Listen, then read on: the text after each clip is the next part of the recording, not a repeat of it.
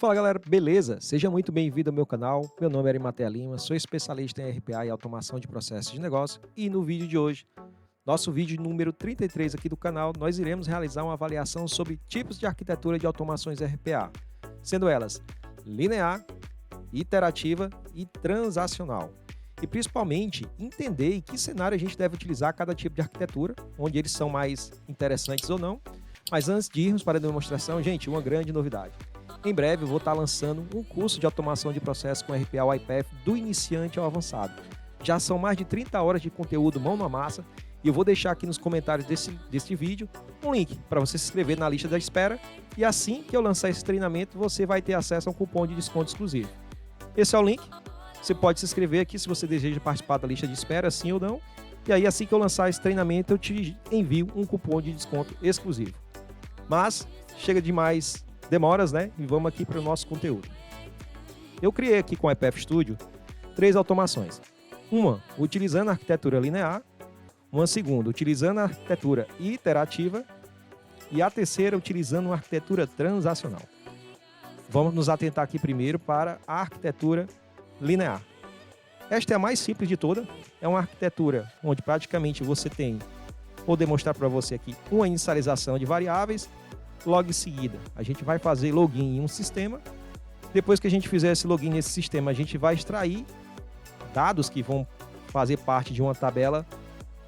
E depois a gente vai filtrar esses dados extraídos, escrever os dados no arquivo Excel e enviar para o e-mail. Então, como o próprio nome diz, eu já vou fazer a execução aqui dessa primeira automação. Vamos aguardar. Aqui ele já vai fazer o login. Como o próprio nome diz, é uma arquitetura linear, ou seja, você não tem necessidade alguma de realizar algum tipo de interação, por exemplo, utilizando uma estrutura de repetição, como um for each da vida, porque ela simplesmente faz isso, ela loga no sistema, faz o que tem para fazer, não entra em nenhuma espécie de loop, e depois que ela termina de fazer isso, ela já é concluída sem nenhum tipo de problema. Então, de forma bem prática e objetiva, essa é a arquitetura do tipo linear. Vamos aguardar essa automação aqui ser encerrada. Ela está fazendo aqui nesse momento aqui a extração de dados de uma planilha, aliás, de uma tabela aqui no sistema. E agora, quando ele finalizar, vamos aguardar mais um pouquinho. Eu vou te mostrar aqui a arquitetura do tipo iterativo.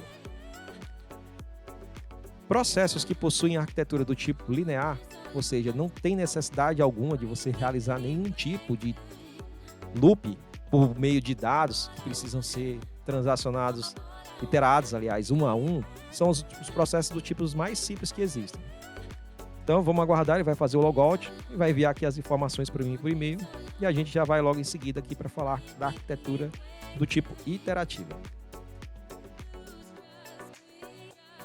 Ok, está encerrando. Ok, automação encerrada. Perfeito. Agora a gente vai aqui para uma automação do tipo iterativa. Eu vou ler uma planilha de dados, uma planilha no Excel. Em seguida, eu vou inicializar um sistema, eu vou fazer o login. E logo depois eu vou fazer os lançamentos desses dados que eu li nesse arquivo Excel, nesse sistema. E ela é interativa exatamente por isso, porque para cada linha deste arquivo Excel, eu vou precisar realizar uma iteração. Uma primeira interação para fazer o primeiro lançamento, uma segunda iteração para fazer o segundo lançamento e assim sucessivamente até não ter mais linhas para serem lançadas aqui nesse sistema. Então eu já vou fazer aqui a execução. Primeiro eu vou abrir aqui a parte do projeto, dados, abrir. Eu tenho aqui uma planilha Excel com informações que vão ser lançadas em um sistema, ele vai obter depois o número da transação e vai registrar aqui. O nome se dá para esse tipo de arquitetura como iterativa exatamente por isso, porque eu preciso iterar dados, né? Eu preciso percorrer aqui cada linha para que eu consiga fazer uma iteração necessária em um sistema. Então eu vou encerrar aqui, já vou voltar para o UiPath aqui, automação interativa e já vou fazer a primeira execução. Vamos aguardar, ele vai abrir aqui o sistema para a gente. Olha, logou no sistema, já não é do tipo linear, porque ó, ele precisa fazer o primeiro lançamento. Então ele está realizando a primeira iteração. Lançou as informações, agora ele vai fazer a segunda iteração. Vamos aguardar. Está lançando as demais informações. E agora, a última iteração.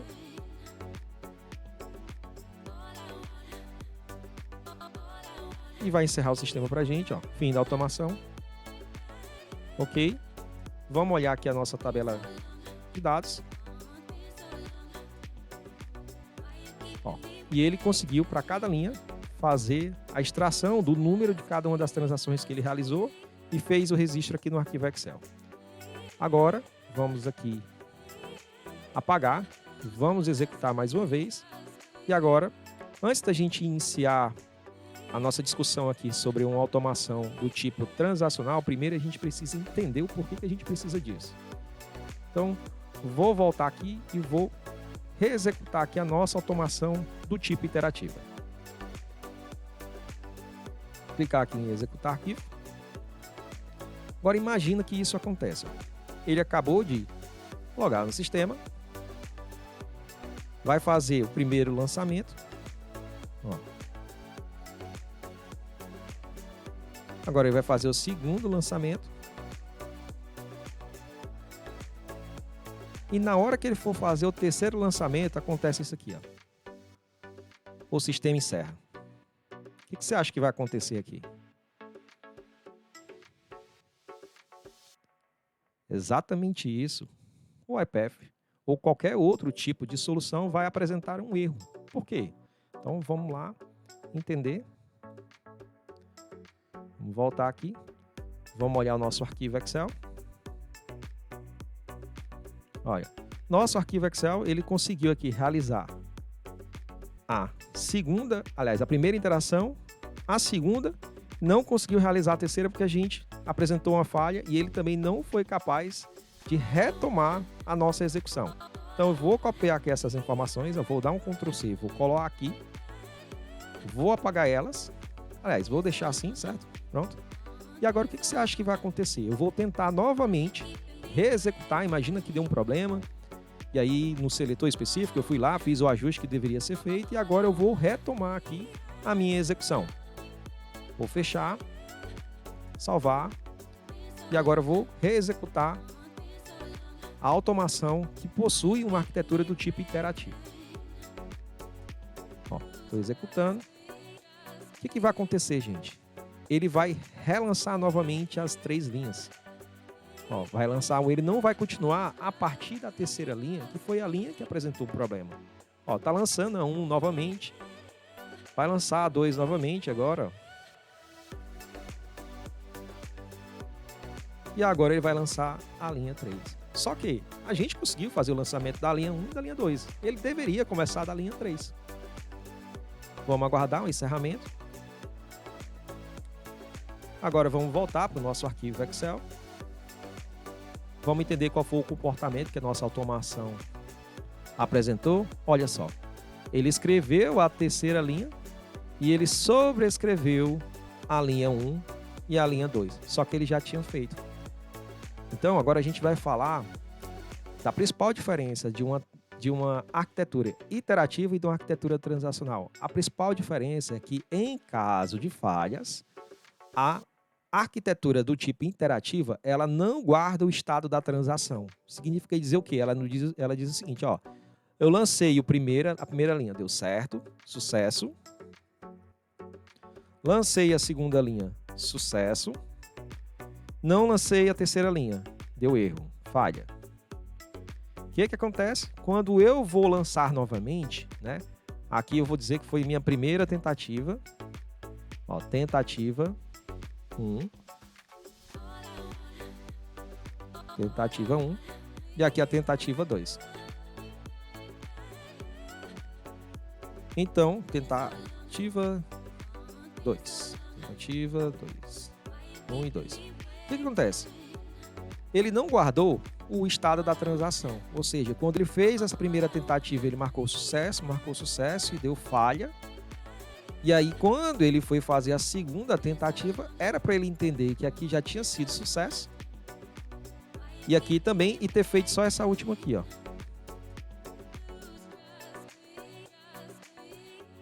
Era para ele entender isso. Só que este aqui é o principal ponto onde a gente tem como diferença entre uma arquitetura iterativa e uma arquitetura transacional, sem levar em consideração outros aspectos. Aí você pode aí do lado estar dizendo da seguinte forma, mas eu poderia colocar aqui uma coluna de status, e aí depois que eu colocasse a coluna de status, quando ele passasse para cá, eu marcaria sucesso, e aqui também eu marcaria sucesso, e aqui eu marcaria falha. E aí antes de eu iniciar a automação novamente, quando eu fosse reexecutar, eu ia dizer o seguinte, olha, leia o arquivo Excel para as linhas que tem o status sucesso, você não precisa retentar elas novamente, você retenta aqui somente essa outra linha. Só que você vai precisar construir uma estrutura lógica dentro da sua automação para precisar lidar com esse cenário. Só que se você tem esse tipo de necessidade, provavelmente você já tem a necessidade de utilizar uma arquitetura do tipo transacional. Então eu vou apagar aqui, vou salvar, vou fechar. Então, vou aqui na arquitetura do tipo iterativa. O que acontece? Se eu preciso fazer aquele controle do estado da transação, ou seja, armazenar o estado da transação a partir do momento se ela foi sucesso ou falha, e depois realizar algum tipo de tratativa para que eu consiga obter somente as transações que ainda estão pendentes, eu iria precisar criar algum tipo de arquitetura para lidar com isso. Só que aí que vem a grande diferença do iPath. O iPath ele já possui uma arquitetura para esse tipo de cenário. Quando você clica aqui em iniciar, você tem aqui estrutura empresarial robótica. E aí você consegue já construir aqui uma arquitetura do tipo transacional, que a gente vai já falar dos benefícios desse tipo de arquitetura, que te permitem fazer o uso de filas, né? Vou vir aqui, vou clicar aqui no iPath, vou abrir aqui meu orquestrador. Vamos aguardar um pouco. Então, aqui dentro do iPath, eu já tenho uma fila criada. Filas. Eu já tenho uma fila aqui criada, já tem alguns itens aqui que eu transacionei, tá? Para a gente poder... Inclusive, eu vou até excluir essa fila aqui, vou criar ela novamente para mostrar para você aqui do início. Estou criando uma fila. Vou colocar aqui para ela repetir até 3 vezes uma transação que deu falha. Vou clicar aqui e aqui. Pronto, já tem uma fila de trabalho aqui. Já está configurada aqui na minha arquitetura do tipo transacional. E a grande diferença é porque nesse tipo de arquitetura a gente guarda o estado da transação. Se ela deu falha, ela é retentada até 3 vezes ou mais, depende da configuração que você habilitar, permitindo que você tenha uma maior resiliência. Então eu já vou executar aqui, é a mesma automação, só que vamos ver o que acontece quando eu fechar o aplicativo na terceira linha. Vamos clicar aqui para executar.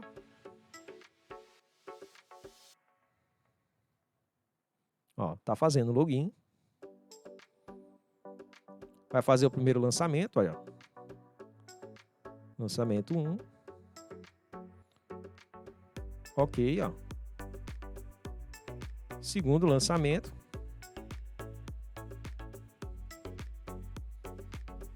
E agora eu vou simular um erro a partir do terceiro lançamento. Vamos ver o que acontece. Está identificando que houve um erro.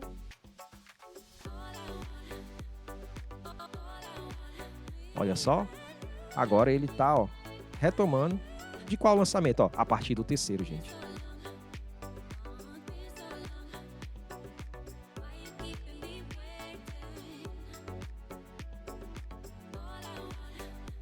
Vamos voltar lá e vamos conferir. Exibir transações. O que ele fez? Ele fez a primeira transação, deu sucesso. Fez a segunda transação, deu sucesso.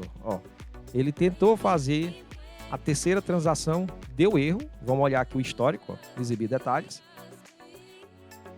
Aqui, histórico. Ele tentou fazer, em andamento. Não conseguiu. E aí ele repetiu. Significa dizer o quê? Que ele criou um outro item na fila aqui automaticamente para que essa transação de número 3 fosse retentada. Isso por quê? Porque aqui na fila, olha só, editar, você pode configurar para que uma mesma transação possa ser repetida até uma quantidade de vezes que você acredita ser relevante, né? Mas aqui, entre 1 e 50, no máximo eu coloco 3. Então você pode retentar essa mesma transação. Nós temos a iterativa, que o principal ponto de falha dela é porque ela não possui um mecanismo nativo para guardar o estado de uma transação. Se você tiver 50 linhas na planilha, você fez o lançamento de 49, deu erro lá na linha 50, que era a última. Se você fechar essa automação e precisar reiniciar, ela vai fazer todas as linhas novamente, a não ser que você crie um mecanismo de controle. Mas você não precisa fazer isso, porque o iPath ele já traz para você esse tipo de arquitetura, que é a arquitetura do tipo transacional, que você pode estar utilizando com o ReFramework, e existe também uma série de benefícios para você usar aqui o ReFramework quando você tem esse tipo de necessidade, que é guardar o estado de uma transação. Entre elas, com esse ReFramework aqui, você já possui uma abordagem padronizada e estruturada para o desenvolvimento de automações complexas e capaz de quê? Reiniciar os aplicativos, do qual a automação depende. Como você viu lá, o sistema foi reiniciado, onde eu fiz o login novamente. Capacidade de retentar uma nova transação com falha. A gente fez essa simulação aqui.